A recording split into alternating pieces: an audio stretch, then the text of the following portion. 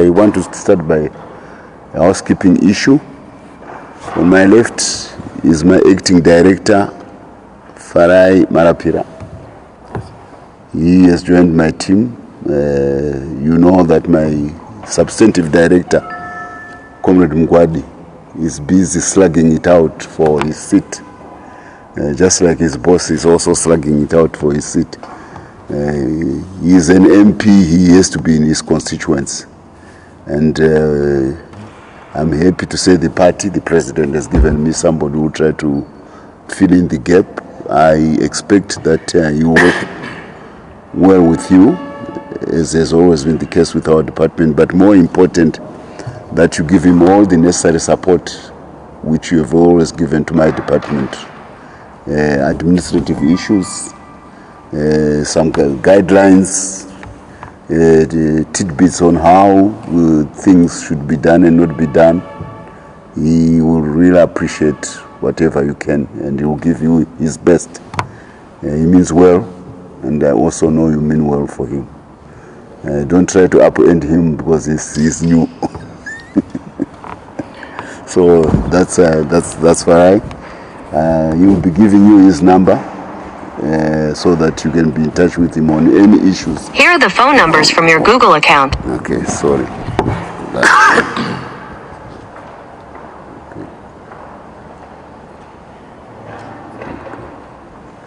That's one housekeeping issue. Then there's another item which I want to raise. We are in the season of heroes, and Cabinet decided to confer various medals to our war veterans from the liberation struggle, and this will be happening during the heroes ceremony. It's an important event for us because it reminds us where we come from as a party. And when you see the ethos and the practice of Zanu PF and you compare it with Triple C, you can appreciate why it is important to have a history and to have a background. We come a long way, 6 decades of existence. We have scaled every challenge which the Zimbabwe people have offered us, from freedom struggle to the armed defeat of the Smith regime, to giving us independence, to consolidate that independence, to defy sanctions, to recover our resources, to defy our sanctions against us, to the point where today we think that those who sanctioned us are now sanctioning themselves. The sanctioneers are becoming the sanctioned. These are epic victories which Zanu PF has scored over the last 6 decades. We have a compact with the people of Zimbabwe. We will deliver on their prospects of prosperity, and we will leave no stone unturned to make sure that we get there. And with our new president, since the advent of the Second Republic, the task is that much easier, because the vision which he had as a young man to become a pioneer recruit of a fledgling National Liberation Army, which didn't exist, and to put his faith in Africa, even when the OAU had not yet been formally formed in Addis Ababa, say Africa will help us. And then to take the risk of going abroad, even overseas to China, to be trained as a pioneer guerrilla by the Chinese in people's warfare. That denotes vision on his part. It denotes a dedication to the people of Zimbabwe, which we are happy to tap on now that he has survived more than six decades later. He's only survived from that original core of the people who are now what you call the Zimbabwe Defense Forces today, when it was in its formation. So this is the hallmark of this election: deliverables, and deliverables to the people of Zimbabwe. So our work is our manifesto. Our work is our manifesto. We don't need to write in expectation of what we can do anymore, because we are actually walking the talk on development. And since it is Heroes Month, I've got the happy announcement to you that I've just received this book. It's called The Day Salisbury Fuel Tanks Were Set Ablaze, December 11, 1978. This is a book written by the comrades who actually took part in the attack of the Salisbury tanks in 1978. One of them is, I think, one or two of them are in Canada. He came back, he has been living in Canada. He's a survivor. The others did not, well, they were later hunted down, including Comrade No Rest, who trained with me in Yugoslavia in 1977. A year before, a few months before, they were deployed by the late Comrade Parents Shiri under the instruction of General Tongogari to take the guerrilla warfare from the countryside right into the heart of the racist Rhodesian capital, Salisbury. They came from Bari. I was born in Bari, so it was easier when we were in the war to relate to each other, because we were from the urban areas. We knew the psychology of the enemy because we were living in urban areas, and they were recruited specifically for their knowledge of what was then Salisbury and Bari. So I knew some of them. One of them is my cousin, my brother cousin, but he didn't make it back home. He was part of the unit which was trained by the late General Parents Shiri, the commando unit, and Comrade Tungamirai. So this book has just been published. I will give a chance to have a look. I don't know how much of it is available in the country, but this copy came from Canada. And it's a good thing. We need more of the war veterans to write about their stories, about how they fought the war. I always remind people that the Bible, which we use today, was written 30 to 40 years after the death of Jesus Christ. But the book still holds so much for those who believe in Christianity. So we are not yet late. Some of us are still alive, and I'm happy that these ones have taken the task to put pen to paper, that posterity can read the sacrifices and the dedication and the tribulations which we faced to free this country, and remind us as we go to the vote that this country did not come on a platter. I always say that out of every 5 people who went to war, probably only 2 came back alive. 3 died. So, and at least now people can read about that experience, and for the young generation, they can relate to where the Zimbabwe Defense Forces come from, where our independence comes from. I mean, there are other people who may want to dispute. They want to revive petty grudges, which we have much addressed. That is, was it Zipra or was it Zanu? That is not the issue for us. In any event, if somebody has got a different version, it's a free country. Write your book. Then we hear also of then you leave it to the reader to see who has the veracity, whose story is true, and whose story doesn't hold up. But I think it is an effort. I'm saying this because there's always an effort by post-Rhodesians who want to keep trying to revive the petty differences which may have arisen. As we was building up a national liberation movement, there was no template. We were feeling, we were walking, we were crossing the river by feeling the stones. And you're bound to make a mistake. And sometimes you almost make a mistake where you can sink. There was no template to say it must be done like this. It's not a script of a cricket match which has got rules and regulations, or a soccer match which has got rules. We had to find our way. That's what Tongogara did. That's what JZ did. That's what Chitepo did. They had to grope for the way to make us be what it is. So mistakes were bound to be made. And one of them was to give the world a divided liberation movement. But the beauty about it is that we managed to bring the two armies together, eventually into an alliance, and we fought, and we won, and we are the backbone of the Zimbabwe Defense Forces today. We didn't go the way of the civil war of Angola. So I just want to address those who want to continue to sow divisions. It will never have a bearing on the United Army, which is the Zimbabwe Defense Forces. It also even brought in elements of the Rhodesian Army. And we are the best professional army experienced on the African continent.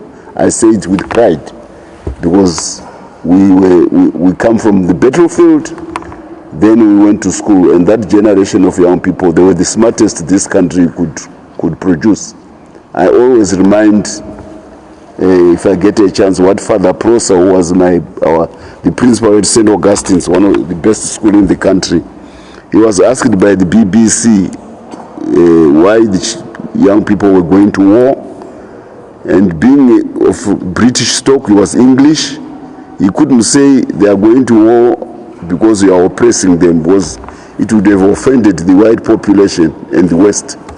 So he, being very smart, he answered, he says, I don't know why they are going to war. The schools, the classes, the pupils are absconding in big numbers. But what I can tell you is that the best and the brightest are the ones who are going to war. Now you can understand why we are what we are today. That's why our party has got organic strength, inner strengths which other parties do not have, the upstarts, because it comes from that pedigree of the best and the brightest, leaving the opportunity of life, circumscribed though they were those opportunities, and deciding to sacrifice their best and brightest brains to say we are going to create a new Zimbabwe. That's where we come from, and it is on that score that we are riding this election. I'll give you the ISBN number of this book. Maybe it is available now. I don't know whether but it's one of the early copies. I just wanted to dwell on that. This is Heroes Month, August, coming from some of the West massacres which happened during the war. Nyadzonia in particular, it happened in August. And we just want maybe the books like this, but also we are in campaign mode. You have seen what our president is doing. He has had 5 major rallies. The first one was in Manicaland, but it's not a provincial rally. It was in recognition of yet another hero who had been left by the wayside for a long time, the founder of Zanu, Stole. The turnout was impressive at Mtema in Chipinge, and there was really an appreciation by the people that this illustrious leader of the early nationalists, Reverend Stole, he has been conferred with his deserved national hero status. Afterwards, the president went to Matebeleland South, which is a home of many of our heroes, from the Zipra side, in particular Zapu Zipra side, including the late Vice President, the founder of Zimbabwean nationalism, Comrade Joshua Mkabuko Ngomo. The attendance was massive. Then from there, he proceeded to another place where there are heroes of the second Chimrenga, which is Marsh West. This time the special honor was on Chikerema, but it also, you remember, it is also the home of the first president of the Republic of Zimbabwe, Robert Mugabe. The attendance was massive at Magunje there. And then afterwards he went to Masvingo, which is the home of another hero, another crop of heroes, Comrade Takawira, Comrade Mzenda. And I must also say it was the place was overflowing. The whole town was overflowing with the membership of the party. We have come to listen to their president. And then the last one was, of course, in Mashonaland and Central, which is the province where Chitepo, our chairman, and Tongogara, our military genius, implanted a permanent presence of a guerrilla army on Zimbabwean soil. That's what makes Mashola and Central different. Before there have been sporadic attacks of hit and run, people retreating back to Zambia, or even attempting positional warfare, which would not have favored the guerrillas because they didn't have supply lines which were secure, unlike the Rhodesian army. This experience of ZIPRA and the ANC in Chipuriro, Guruwe area in 1968-69 showed the folly of trying to prosecute positional warfare against a conventional army like the Rhodesian army supported by South Africa, a conventional army and supported by NATO. They were defeated. But Chitepo and Tongogara, through the help of Frelimo in Mozambique, took a different turn and decided on the people's warfare. People are fish. Guerrillas are fish and the people are water. That was a Maoist, Chairman Mao from China fought that way against, it's called asymmetrical warfare. And they implanted the guerrilla army in the Northeast in 1971, and the war never stopped. So it was a special honor to the heroes of March Central, and you call the vote 100% Zanu PF Kumshakwe Wondo. We were very happy with the attendance. Again, these are huge crowds turning out to hear the president speak about what he has done. And so the next venue, I'm not sure where it is now, but it will be in Kai on Sunday. We are going to the Smart North. Yes, ma'am. Yeah, we are taking rallies not to the usual centers. We are taking right to the communities, so that we also make people feel that they are part of the celebrations, they are part of the identification of Zimbabwe as a nation. So we are not going to the usual major centers. We are going to different, more remote or bypassed areas so that people can feel that they are part of the inclusivity which the president talks about. You also remember that we had our independence celebrations not in Harare or Bulawayo this time, but in Mount Darwin. So this is the same thing. The president saying no place should be left behind and no one should be left behind. We are getting impressive support from our membership. You will recall that we had a 5 million voter drive, 5 million voter registration drive. And then the president gave an amnesty to all those, financial amnesty to all those without money to get national ID cards. And this enabled Zimbabweans who may not have held cards to become registered. It's important for the population census. You know, you can't put money before knowing the numbers of the people who you are, because you can't plan an economy properly if you don't have the correct figures about your population. So the amnesty for the financial, to offer financial free registration of national IDs was a good thing. One, from population census, but also for the government to know that it has also paid off handsomely, because when it came to voter registration, we have a very high voter turnout, at registration level. We have many people who had never been on the vote now included. We expected 5 million, we have beaten the figure to 6 million. So our slogan, which used to be 2023, 5 million votes, we did it 5 times. Now we are doing it 6 times because there are 6 million votes. We are expecting to harvest a good proportion of those 6 million votes. And the figures and the numbers which are turning out at our rallies, they reflect an enthusiasm unparalleled before. And by the way, we not only use this drone to assess the crowds, but the president has also been very generous with the regalia. So we actually count the number of people who are coming by, the number of caps, the number of jackets, the number of wrappers which we give. They give us an accurate figure as to who has turned up for our rally. Some people are trying to say we bus people. These are big distances. I don't think they expect people to walk to come to a rally. Otherwise the president would spend 3 days waiting for them to come walking, to come and see them. So we provide, yes, we do provide transport, but we don't force people to go into a bus. There's not been anybody who has gone to the police station to complain that Zanu PF has come and forced me to get into a bus. They get into the buses enthusiastically. But more than that, they provide their own transport to wherever they can. They don't even, the buses are not enough. I went to Urungwe there. Everybody turned up. The trucks from all over, they'd paid for the diesel. And I said, wow, why are you? They said, Ambassador, I'm the candidate for Marsh West. You know what they said? They said, Ambassador, this is the tobacco growing season. We produce most of the tobacco in this country. A good portion of the $800 million which came from the auction floors is here in Urung, in our pockets. How can we not fail to come to your rally because your party is doing such good things to them?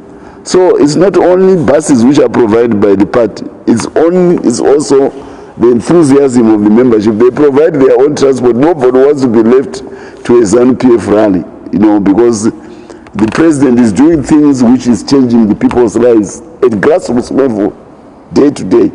People can attach their hope of a better life to the performance of the president. That's why people are turning up to our rallies. This is also a reflection of organization. I talked to you about Father Prosa, but I also always remind people that you don't win a war against the modern imperial army of Britain, which was the Rhodesian army. That was a cat's paw of the British army. They are the best army. Ask Putin, you know, the fight which is going on. The British, they have been fighting wars for ages. So they know war, the British. And the only African country which took them on in a modern war is Zimbabwe, and we won.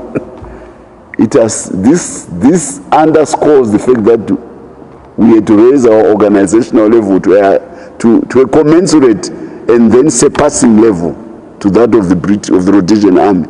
So Zanu PF is an organic DNA of organic organization. It's within our blood. We organize things. That's why when we come to elections like this time, all our leadership is united. Our vice presidents are campaigning in support of the president, in unison with the president, because we are a united party. This is also what's happening at MP level. It's happening at councillor level. We move together as one solid mass, organically pushing the agenda of getting the maximum votes come 23 August. This is in dire contrast to the other party. The day first when they go to congresses, every one of their top leadership expects to come out as a president of that congress. And each one who loses becomes a splinter party. Now we can't even see it campaigning together with Chamis because he is miffed, he is angry. We can't see Welshmen campaigning together with the Chamis. Now, you see, these are leaders of a party who have their own charisma and following in certain areas where they are. Now, if you leave them out, you go to those areas and you don't expect it, then the crowd doesn't turn up. Don't blame anybody. Don't blame Zanu PF. A charity begins at home. Start by showing love and unity amongst yourselves in that party. Zanu PF shows love and unity among the membership. It does not exist in the other party. All that exists is a rat race for power. If you don't win, you start shouting at your opponent. You never can say, I congratulate you for winning in Triple C and in MDC. They don't congratulate the winner. They start taking pot shots at the winner because I should be the one who wins. It does not happen in our party. In our party, somebody loses, he says, congratulations, because we have a bigger cause, which is to save the nation of Zimbabwe. The other people don't have a bigger cause. Their cause is to go to State House. So, you know, if you lose, then I can't go to State House, therefore you are the wrong person, I don't respect you. You even give them the electorate even gives them a chance to win urban areas. They are supposed to administer urban areas. No, they are not interested to administer urban areas even when they are local government. Because I have got one mission in life. Ndofambira chinhu chinoitesa ambulance kuenda ku State House. Can you run Master Mama urban areas so that people can see that you can perform as a mayor of Harare, mayor of Bulawayo, mayor of Mutare, so that you have a track record which then makes people feel that they can vote for you to go to State House? No. As Nabasa, this is too small for me. Running an urban area, I am made for the bigger picture. I am made for the State House. So you ignore everything along the way because your focus is on State House. But the voter does not ignore everything along the way because what you are doing affects him on a day-to-day life. What am I getting to? Watch the urban vote this time. They are making comparisons. I told you about the palpable prosperity of the tobacco farmers in Urungwe. They have their relatives. They also some people from Urungwe who come into town. They go back to Urungwe. They see the difference which Zanu PF is making to the people of Urungwe when they are sharing $800 million in selling from the tobacco auction floors. They see what is happening in Highfields where sewage is not collected, where roads are gutted and potted, where no effort at attracting businessmen to build the industry. So they are beginning to compare what's happening in rural areas where Zanu PF has got a stronghold, the performance of the leadership of Zanu PF in delivering palpable prosperity to the rural population, and then the utter disregard, decay of urban areas after 2 decades of Triple C rule. This time, these elections, there will be a day of reckoning. We expect to win a good number of seats in urban areas, but the most exciting part will be the increase in the voters in urban areas for the Zanu PF vote, and that is a bearing on the election of our president. We are gunning for 70 to 80% win against Triple C and all the other contestants in this coming election. This is what we are getting, Ghana. That's what we are getting. We are aiming at. We want a landslide which is reminiscent of what we did to the puppet UANC Muzorewa Party and Ian Smith in 1980. A landslide which is a wholesome endorsement of the performance of President Idi Mnangagwa in the last 4 or 5 years.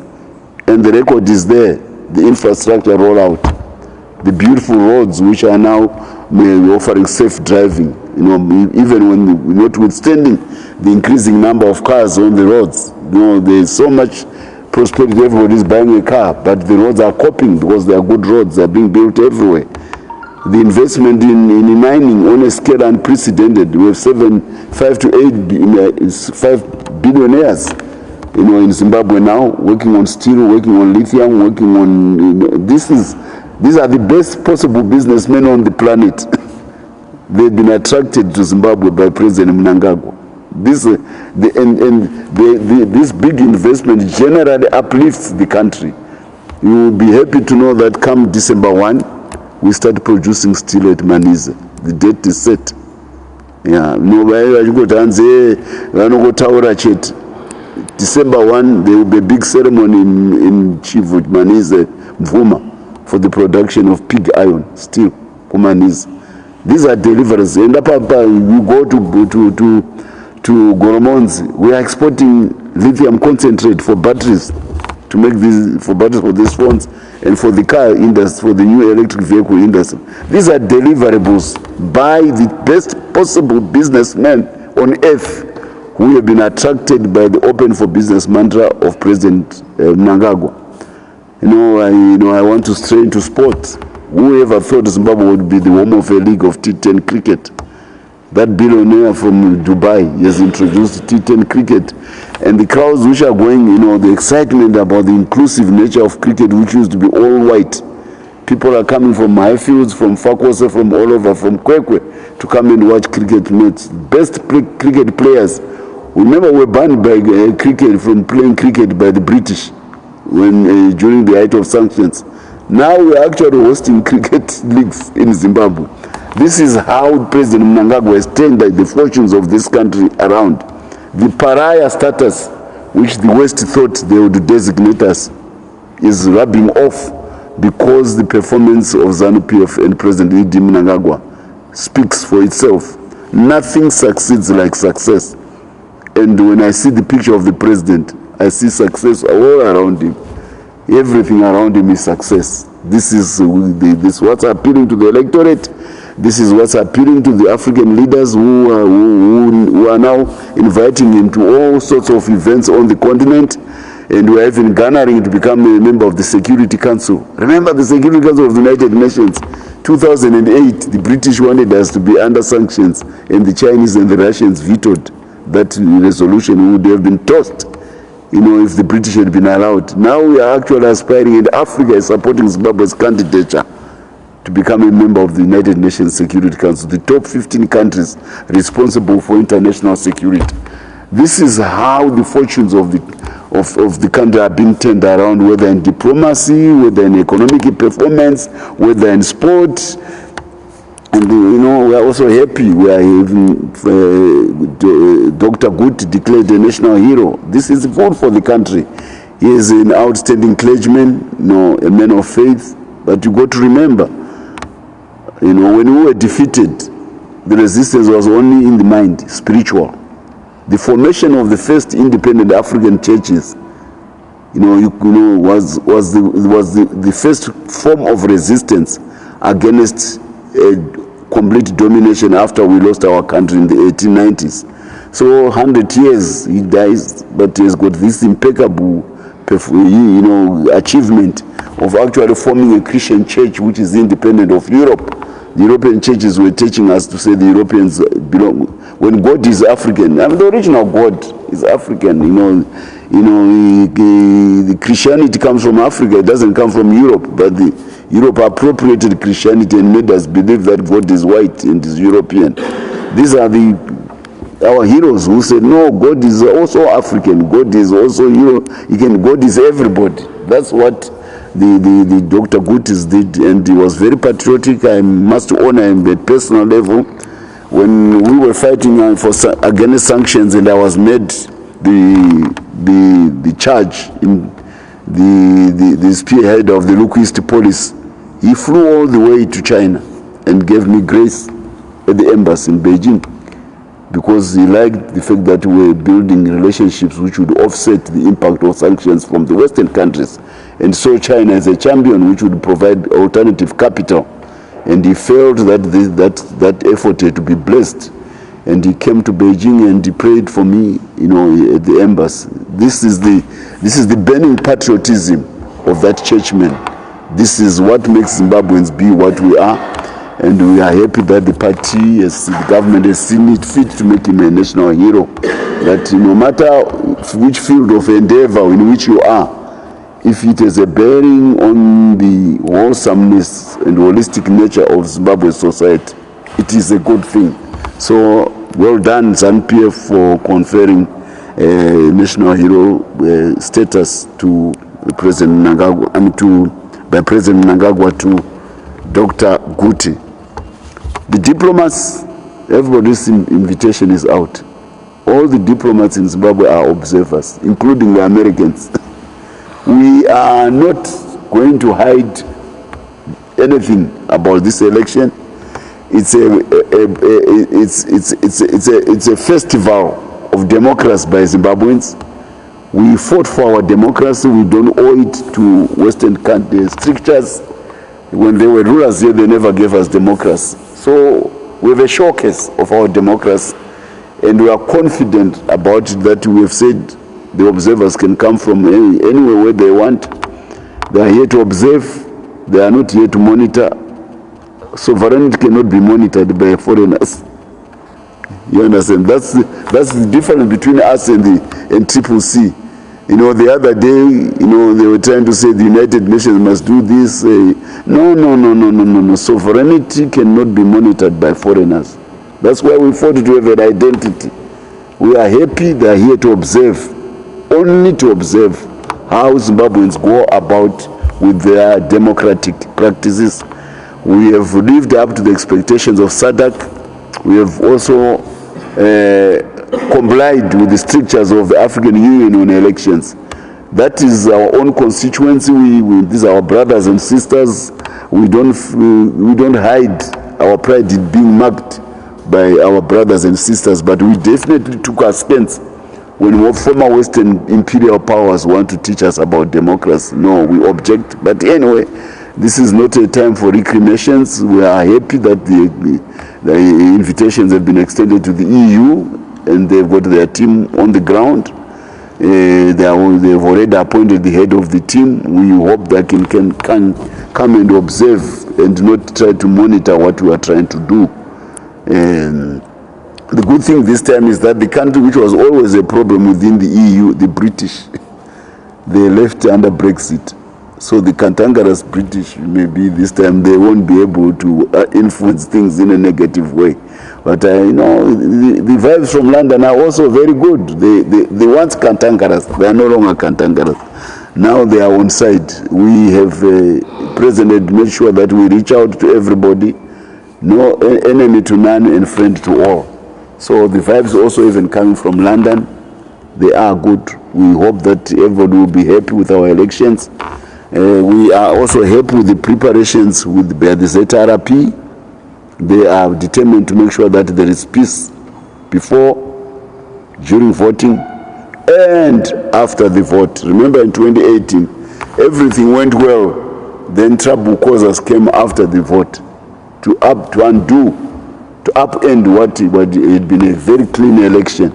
This time the police is well prepared, it's well trained, and it's well also resourced, because we don't want recourse to the army because the police is not well prepared. We want those who are responsible for law and order in the country to be up to scratch. So this is also serves as a warning to troublemakers that this time, if the police is well prepared, they will deal with law and order infractions mercilessly against those who want to besmirch this election, and we are happy. There are complaints always from the MDC, the police, the CCC, the police have done this, the police have done this. Look, they phone me. With Zanu PF does not run the police. It's run by the government of Zimbabwe. If there are infractions which are going on in law of a law and order nature, the best place is to report is to the police. To go and make a report to the press, you pressmen have no arresting powers for people who are trouble causers. To report to the press does not serve the cause of the CCC. The people who deal with law and order issues are the police. So rather than phoning you or phoning me, they should go and tell their people to report to the police station so that the police can carry out their work, documented, and then if necessary, the matters can be taken to the judges, who are the people under the statute, under the law of the land, who can deal with it. But grandstanding and looking for publicity does not serve their cause, because all it shows is that they are crybabies. They are looking starkly at the prospect of electoral defeat. They are looking for excuses as to how they can be defeated. You are being defeated because you have no ideology, you have no agenda, you have no performance in two decades of your rule. Your record is abysmal, and the electorate has nothing to do with you. That's why you are going to be defeated. But now you want an excuse, and you want an excuse, then you always phone Zanu PF to the press, Zanu PF to the press. Read your constitution. You were part of writing the 2013 constitution. The constitution says the police are responsible for law and order, and through the police, the judges get involved. So I appeal sincerely and advise in all earnest the CCC that if they've got issues with law and order and on the ground, they go to the police. And they need to have their PR with the police be good, because the police is the statutory body of the Constitution of Zimbabwe. You can't have bad relations with the police. you have to try to have good relations with the police, because that is your port of call when things do not go well. Why is it that they don't complain about being thieved at night, being robbed at night, because they are CCC? They don't complain about being all sorts of malfeasance during the day from the same police. They only want to complain about the police, about the election, about politics. How can the same police be good for all these other tasks and not be good for the politics? Yeah, when you have peace and order in this country, Chamisa can go about without anybody molesting him as a free man, protected by the police of Zimbabwe throughout 365 days. He's well protected. Only when it comes to political issues, then he starts saying the police are evil. You can. It's not a cafeteria where you pick what you want.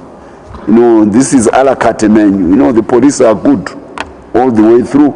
If they are good here, they must be good there. Don't try to pick them here and drop them there, pick them here and drop them there. It's a la carte. Take the police as they are.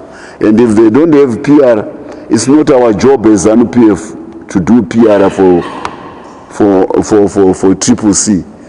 And it's also not our job to do bookings for them with the police. If they fail to book properly with the police and their rallies are dismissed, they can't blame Zanu PF. We don't run Zanu PF from the police from Zanu PF headquarters. They are run from their professional organization, PGHQ, under the executive wing of the Zimbabwe government. They are not run from the party headquarters. So this attempt to cast aspersions of collusion between Zanu PF and the police, we dismiss it with all the contempt. The police are professional and they do their job well. Performance of CCC, dismal. You saw their rally in Beitbridge.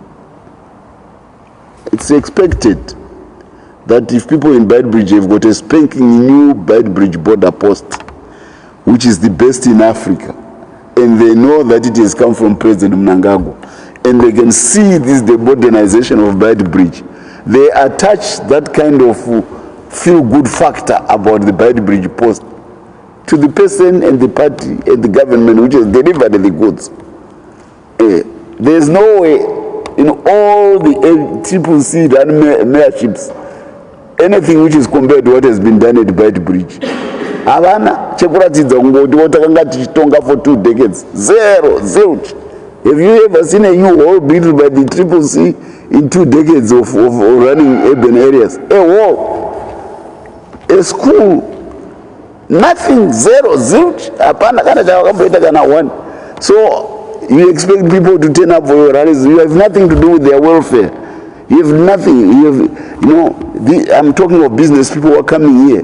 Chamisa, have you ever seen him with a businessman? The only person whom you see is a sanction championing American.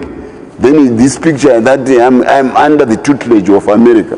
Now the problem with America, it's coming up. It's becoming evident. Africa. So they are teaching Africans about religion, about democracy, about gay rights. LBGT. This is what the Americans are teaching. They are teaching this to a young child at school, under 7 years. LBG, Jakuti rights. What has that got to do with the children at school? They don't even know. They are not even at the age of consent, but they are teaching you. America is trying to teach the world how to behave. In contrast, the other powers, the upcoming powers that giving solid investments to change people's lives in Africa. The Chinese, they build roads, they build airports, they build power stations. The Indians, they invest in Pepsi, Varun. This is what is the contrast. So America, it calls for a conference of businessmen in Africa and Botswana. Botswana insists that the Zimbabwean president must attend. The American government denies its business opportunity, the opportunity to interact with our president. The one is to address, then they move out. Who is the loser? It is them who are losing. Now, China's trade with Africa, 254 billion, America's 160. Despite all the historical engagement with America in the past, China has streaked past. It has moved like a Porsche ahead of America, but a Porsche which is a 30-ton lorry at the speed of a 30-ton lorry, because America does not want to respect African leaders. It expected regime change in Zimbabwe. Therefore, if you want regime change, you tell your businessmen, don't interact with the Zimbabwe leadership, because we are going to remove them from power. The Indians and the Chinese, they respect African leaders who are in power. So they say, can we do business? And African leaders say, yes, I'll give you a license. I'll give you a concession. I'll give you a right. I'll give you an incentive. They deal with the person in charge of the country at that particular time. So investment flows. In America, it stops because they are expecting to remove the government of that particular country. Who has ended up the loser now? American business people. Because they are waiting for the day their government will remove African government. America does not respect governments or African governments who are in power. So by the same token, it disempowers its business people from interacting with African business people. Because they are saying the governments are not stable because they will be removed by American might. In contrast, the new powers, they respect African governments which are in power. So we are going to Russia. The president left last night, Africa Summit. President Ramaphosa is there, and there are a number of African leaders, despite American efforts to discourage them to go from Russia. They are there because we are treated with respect. In America, we are not treated, America doesn't treat African leaders with respect. So who is the loser? Because African resources are there. African governments are there to stay. They are getting stronger all the time. And Africa's population is young and dynamic. Africa is going to be the continent of the future. So we will interact with those who respect us, and we will expect investment from those who also expect big markets. By the way, the BRICS summit is coming to South Africa. America has been doing everything to try to make it not succeed. But this is a big market, 1.2 billion Indians, 1.3 billion middle-class Chinese. We have 400,000 Indonesians. We have 80 million Turks. We have another 90 million Iranians. We have Pakistan. These are huge markets. Remember, the land mass which connects Africa, Europe, and Asia has always been the home of civilization for 5,000 years. And this is where most of humanity lives. So we are contiguous, we are neighbors. We are focusing on that market. The other one, this one across the Atlantic, it's a new one. It only comes in the last 500 years after making sure that the Red Indians are exterminated. So it's not a traditional. Of course, they've done well. It's a big market, in the last, but it can't be forever. The pendulum is swinging in the other direction as roads are built, as railways are built, as airports are built. You no longer need the sea like we used to do during the days of Vasco da Gama to trade. So the Atlantic seaboard no longer is as important as it was for commercial trade as the land routes which linked the camels, the donkeys, and the mules for 5,000 years. The mules are now roads. The airports have now, become camels, and the railway lines are oxen, linking Asia and Europe and America. So we are focusing on that market. That's why we are in St. Petersburg. That's why we with the Iranian president here recently. We know the importance of the new middle class which is coming out of Asia. It's more numerous, and it has always been historically attached to this country because we traded through the Indian Ocean. So our president's economic policies are focusing on these new markets rather than continue to dwell on the old markets which are sulking because of the loss of colonial preponderance against Africa. So that's our diplomacy, and that is the diplomacy which is making our economic life change. That's why we have new power stations, adding 1,000 megawatts of power and doing away with load shedding. This is the record of achievement by our president in 5 years. 1,000 megawatts, Wange Kariba South, Wange 7, Wange 8, and more are coming. When you have power, you have everything. These are the deliverables which the president is selling to the Zimbabwean public. You may want to know we are going to have a new port north of Beira. Just yesterday I was with the team which has started building the docks about 60 kilometers north of Beira, which will be linked to Manise to export iron ore. Expected the load 4 million tons. We are carrying 2 million tons now by railways. Just one company alone, Tsingshan, is going to add 4 million tons. You can see the implications on the logistics. You know, the investment in logistics, which this means, the movement of 4 million tons. This is world-class investment drive in the age of capital by President E.D. Mnangagwa. He is taking the resources of Zimbabwe, which are world-class, to competent world-class investors. And he is leveraging the most educated human resource index on the African continent, the Zimbabwean brain. We put so much money. I told you Zanu PF is organized. We put so much money in education. The conversion of education to skills in Zimbabwe is the best on the African continent. Because we are, you know, from education it's easy to jump to skills. So if you are an investor, you want your money to make profits as quickly as possible, come to Zimbabwe. The mines here, they work very quickly. In a very short period of time, your investment is profit. So we expect a high growth economy. That's why even when the president is busy with elections, he is not ignoring the attraction and investment promotion. He is busy on that. That's why he's in Moscow. That's why he's, you know, be having all these visits. We want, and do you know who was the last visitor here? Mr. Branson, that British businessman. He used to be associated with what were called elders. They would come here with Kofi Annan the late and try to change the government. Now he comes to Zimbabwe to scout for opportunities under the cover, of course, of our good tourist products. That's a good thing, Mr. Branson. Welcome to Zimbabwe. Don't dangle in politics anymore of regime change. Look at what this exciting opportunity President Mnangagwa is offering you. And that's exactly what he did. He was excited about being in Zimbabwe. It means those who were opposed to us as business people are now coming to our side because they see the prospect of making money under the Second Republic of President Mnangagwa. So this wholesome picture is what is the Zanu PF about. It is what the Second Republic is about. It is what President Mnangagwa is about. We are there to deliver palpable prosperity to the people of Zimbabwe, and that's our selling card to the electorate in 3 to 4 weeks' time.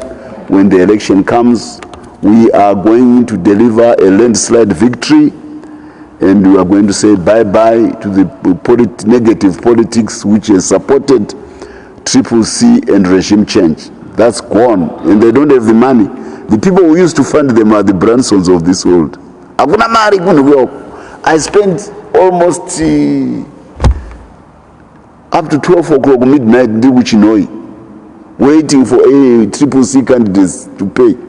I'm not sure whether it's illegal for them to be still candidates, because if you book a ticket to fly out, then you don't pay and you turn up at the airport, you don't pay. Don't expect to ride the plane because you haven't paid. But they were inside the hall with all their forms, but no money.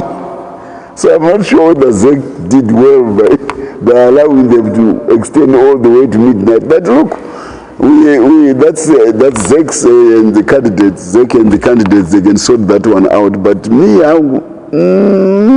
I felt like these people were not candidates because you don't have money to they call the candidate. You must have the money.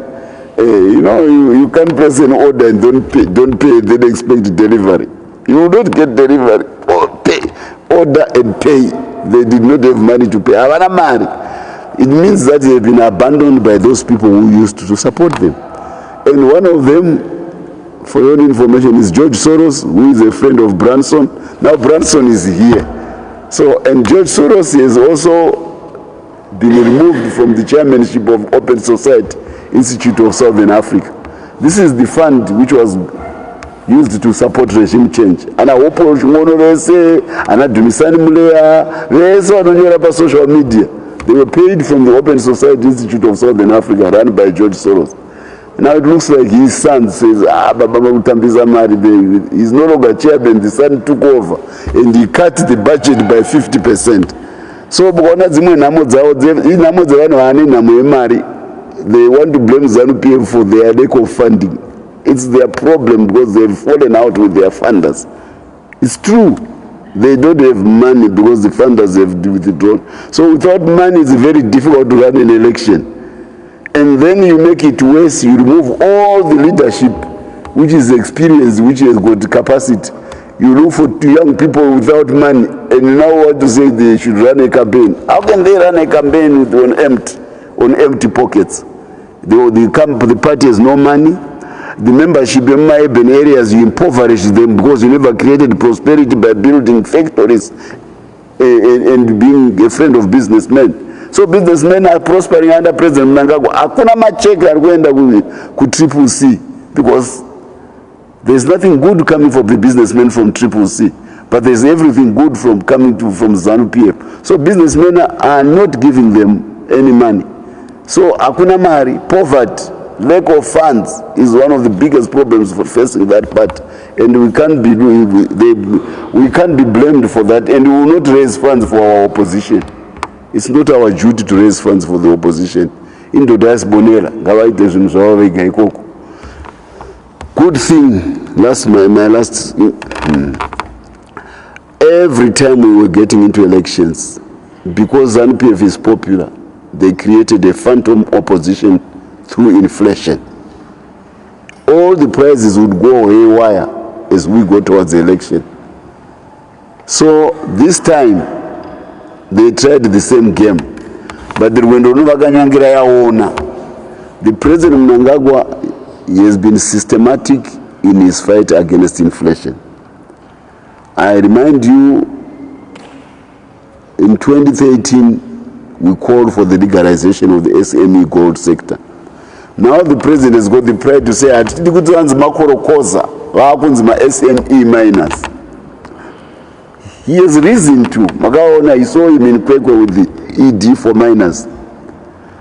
I told you about tobacco contributing $800 million of hard currency to our exports. Gold is contributing 2.8 to 3 billion. Gold.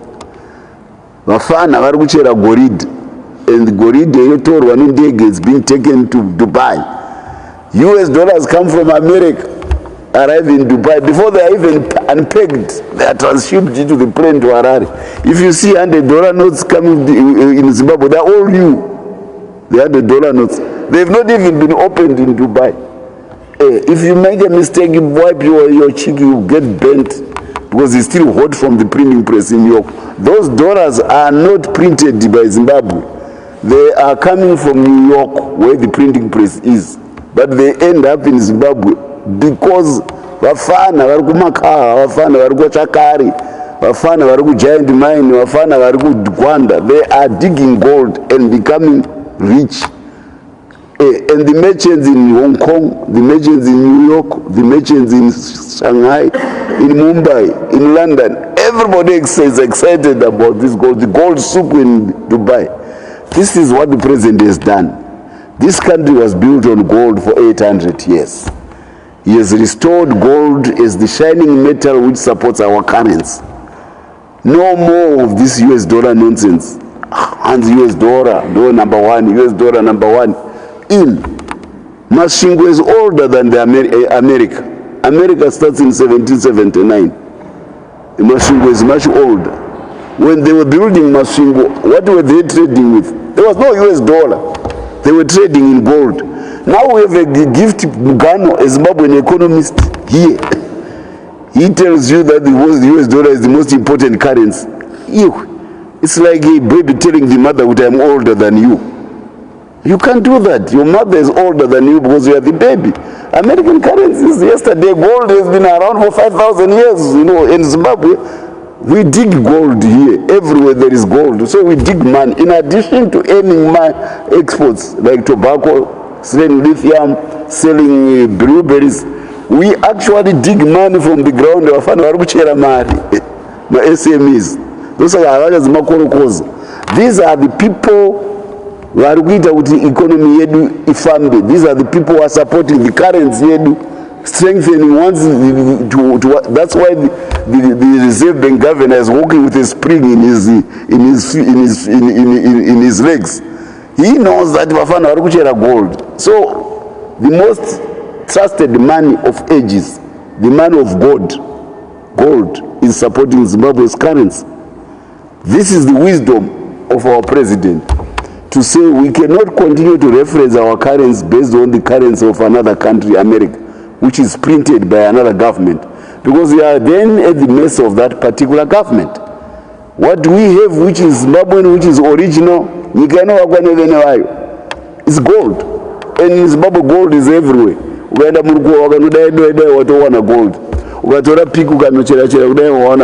And young people, 3 million of them probably, they are digging gold and making money, which is wanted on the on the global stage. Now we go to the Triple C. Hakuna mabasa ari kucreate. Makorokoza. Munoti kucreate. Somebody who is digging money, the most original man answers anabasa. Saka chaunoti basa chi. Kana uchiti munhu ari kuchera gold, iri kudiwa kuDubai, iri kusapota currency yenyika. Yadaidzira manations ese all over the world. Omuti hamuna kucreate majobs. We have created the most the most lucrative labor opportunity by providing young people the chance to dig gold and supporting them to dig gold and selling it at world prices. The price which they get is the same as they get anywhere else in the world. This is prosperity, which is rooted in the history of Zimbabwe. But all these economists from the Triple C group and post-colonial economists, they cannot appreciate that. You know why? Because they are not economists, they are political commissars of the West, positing as ndo vanoti Zanu PF inotaura semapori, even though unotadza kuona zviri pachena kuti vafana vari kuita mari negoridhe iri kucherwa, iri kutengeswa, kuti harisi basa. Amai ako vachikutumira nzungu chaizvo kuti uende kuchikoro, kuti havasi kuita basa, wototengerwa Tommy bhutsi kuti usarohwe nechando, kuti amai vangu havasi kuita basa paruzevha vachikurimira vachisakurwa nzungu. Avafana vari kutoita mashura iwo kuti hazvina nebasa. It is a bearing on your welfare, on the economy of the country, on the strength of the currency of the country. It is making Zimbabwe, free from American sanctions, because we don't need to worry anymore, because my US dollars are America iri kuvaona muZimbabwe kwete kuDubai when they are swiped. Because America unaenda kuZimbabwe sei ratengwa negold. We didn't get them for free. We bought them using gold. This is what the president has done, and that trend is going to continue. We are going to make sure the president has promised those young people that we will do everything this country can to support young people digging gold. We want to jump from 35 tons to 100 tons of gold. That we dig money in Zimbabwe, which is a virtue which not many other countries have. Because Mwaraka tipa gold yacho. Don't forget this. This is the wisdom of Zanu PF. This is the vision of our president.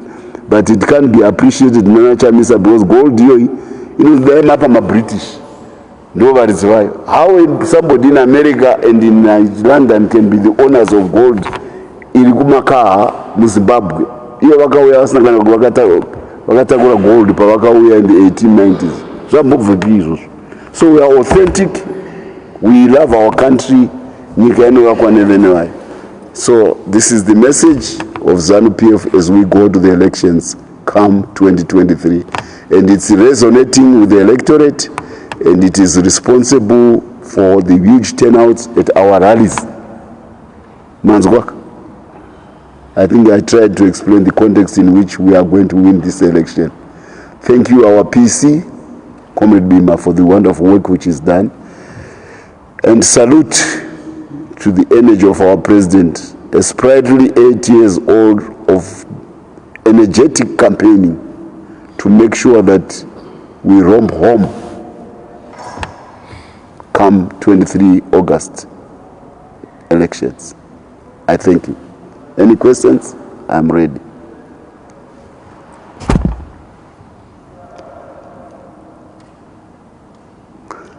We had a full house in Joburg, South African investors. Mutsvangwa went there with Minister Chitanto. Full house. There's nothing as good as being voted for by your neighbor in terms of business. They took long to appreciate what is going on, South Africans. But believe you me, after elections, they will come in big numbers because the story which is coming out of Zimbabwe is good. So, my permit holders, it's no longer an issue for TIR. First, those who had canvassed for permit holders to be revoked, they believed that the diaspora was against Zanu PF. So permits to force kumusha, they will reduce the majority of Zanu PF. Now it turns out because of the prosperity which Zimbabwe is enjoying, they discovered if they were to devote them with the permits, those permits, they may not support Triple C. So there was no purpose anymore to deny them my permits. So they went to the court and reversed it. Because the political capital which was expected out of turning Zimbabweans en masse out of South Africa turned to be a mirage. It was not true. A lot of the diaspora actually supports Zanu PF. It's only a matter of logistics. If we're going to put voting booths in South Africa or in England, Zanu PF would carry the majority more than the Triple C, because that message has lost relevance because of the prosperity which the president is giving. Vanhu vari kunze vakunakidzwa nokuti identify neZanu PF napresident because zviri kunaka kumusha. He's delivering prosperity because that's what we fought for. That's what I was talking about. We fought for prosperity. He's delivering on it. So even the diaspora is happy, and also the returning white diaspora. Vazara varungu. I was saying, go to Borodale on Saturday, you'll be like in North London. But there are Zimbabwean citizens who have come back home. This is the feel-good factor around the President Mnangagwa's Second Republic and the way he is shepherding the Zimbabwean economy across the board in every direction. Currency, investments, farming, tourism, airports, you know, everything. It's a wholesome cake. Apana kana zati inunze a la carte. He's doing it a la carte. Apana cafeteria. And the other parties zero. Anachamis. Apana vese no anongonyeba pane zisipo anongotaura. Ma spaghetti roads taanawo tikuisa pambudzi. Iye achirungotaura zvake zvemumusoro make. Wamboita Harare here kuti ite izvo zvaana. Dawagona Harare taisi kuti pamungaende ku State House. Thank you so much. Questions? Ask anything. I told you we have called observers in an open manner because we have nothing to hide. You know, you also should have no question. Don't balk. Don't go away with any question. Which funga kuti pamwe tinoteta. Isusu takashama kudaiwo vanhu veZanu PF because we want the electorate to read us properly so that they can confidently put their X on our voting, on our candidates. The voting is secret. You have to have a compact with the voter, and you can only do it by being open to the voter. So you are the dimizema avatars kuma voters. Taurai muti kana paine zvimwe zvamunotifungira kuti tifunzewo tiyataurire tinyatsoche. We want clarity to the voters. Oh yes, there is a question. I see. Yes, Stafford. I want to ask about the manifesto. Is the ruling party going to have any manifesto to give to the electorate, or maybe you are scheduled to make this election the first one where you go without a manifesto to start your campaign? You see, before, when there was a lack of vision, particularly in the first republic, it was probably okay to have a manifesto in the 1980s. But now, with the first republic, A lot of manifestos were published, but there was no vision to deliver them. Now with the Second Republic, our work is our manifesto. We are daily publishing what we are doing. At each rally now, there is a pamphlet of the projects which have been carried out in that particular province by the government, by the party through the government, by the party through our leader, President Mnangagwa. So we have a performance register. We are happier talking about a performance register because we want to psych the mind of Zimbabweans about concrete achievements rather than promises which in the past never used to be fulfilled. So I think we are taking a different take this time. We want to win the electorate on the record of our deliverables, economic deliverables, social deliverables. That's what we want. Timbotaura vanhu taita izvi. Muona zvataita build my power stations kuwange. We have opened up the Wange as the energy base for the country. That's where there's 700 megawatts coming out of there. And there Kumashona and West, Muenda Pakariba South, we have provided additional power Pakariba South, 300, 400 megawatts. We want those things. We want this time to focus more on our record of achievement because it builds a confidence in the voter. Promises are good, but they've been deceived before. This time we want to say our record speaks for itself. Another question? Please, I want a question. Don't disappoint me. Can you give me some questions? Musadaru can we do it? Thank you. Yes. With allegations of vote buying, especially the rallies, vote buying? What, in what format? Because there's no voting booth at a rally. How do you at a rally you address people?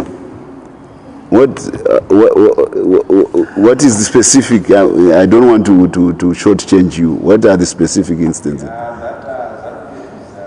is issuing goodies, food at star rallies, like chicken and chips and chicken.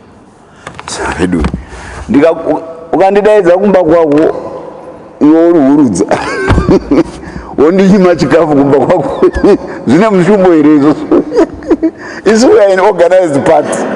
We have the resources. That's why we can do. We are demonstrating our organizational capacity. We are demonstrating our strength, and definitely people come to a rally. They've come. Vanedzara for that particular day because havana kubika kumba kwavo. Havana kurara. Havana kuzobika kumba kwavo ndokunobikwa.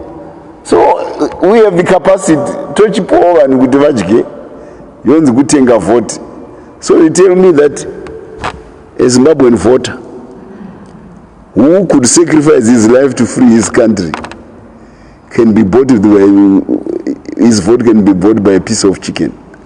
Why don't you respect this voter a little bit more? Munhu akavhwira nyika akafa mafira vakaita vaiva womutaura kuti akutengwa nechicken. Amana respect iwo. That's why the CCC cannot relate to the people. You go and trump up that little thing about kuti munhu adya chicken. Wakutomutukira kuti watambirire chicken. Akuvotere mangwana. Because this person is made of stellar stuff. He has done great things before for this country. He has even fought to die for it. And you now tell him that he can be bought for the price of a chicken. We are just trying to make people not be hungry at our meetings. It's actually hospitality. If you come to my house, I can't give you water and I can't give you a drink. I can't give you something to eat. You don't really treat me as a generous person, do you? Would you do that? And the dinner, dogunyima kuti ungazoti ukabva pano unoti ndaida kutengwa nechikafu. Chokwadi ungaumba kwangu yazoda kutengwa nechikafu. Oh, you because you like me. And kana ndichikupuwa, it's because I like you. This is a demonstration of appreciation of the people who are our members.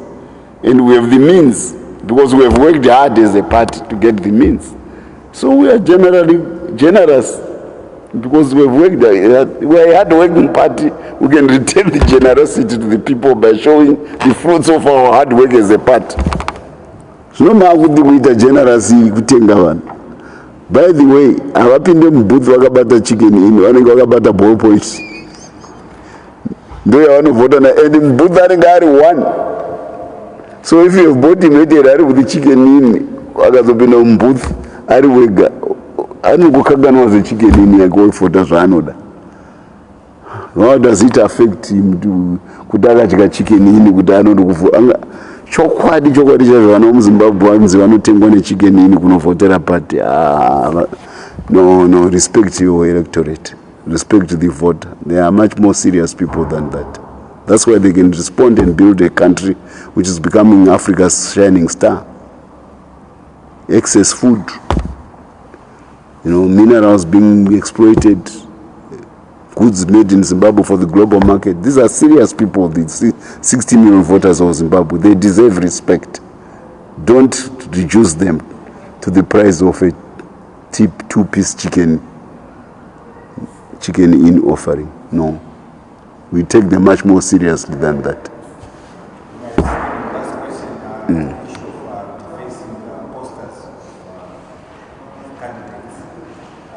That's a crime.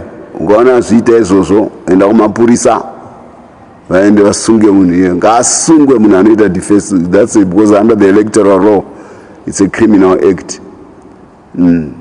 It's not encouraged. Zvibve pano paZanu PF hatinei nazvo. We don't encourage that. And manzwa ini spokesperson Mbune achitaura kuti angoita defense achiita zvinotyora mutemo yema electoral act yemaposta sunga. Nga president wedu anoda kuti popa ena. That's what the president says. So, so you can see I'm publicly disowning and discouraging that. But for the actual crime, PGHQ, moenda mono reporta vanhu kuti ndo zvavari kuita.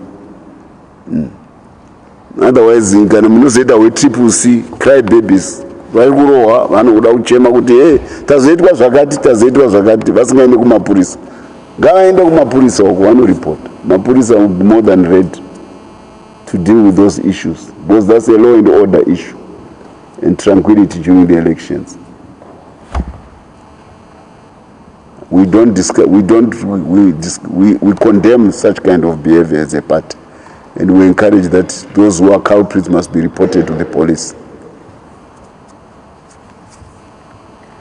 Another question? Thank you so much. Now you understand why our currency is getting so strong. Gold, we dig money. The wisdom of the Second Republic and President Mnangagwa to realize that gold is the way Zimbabwe must survive in the modern economy.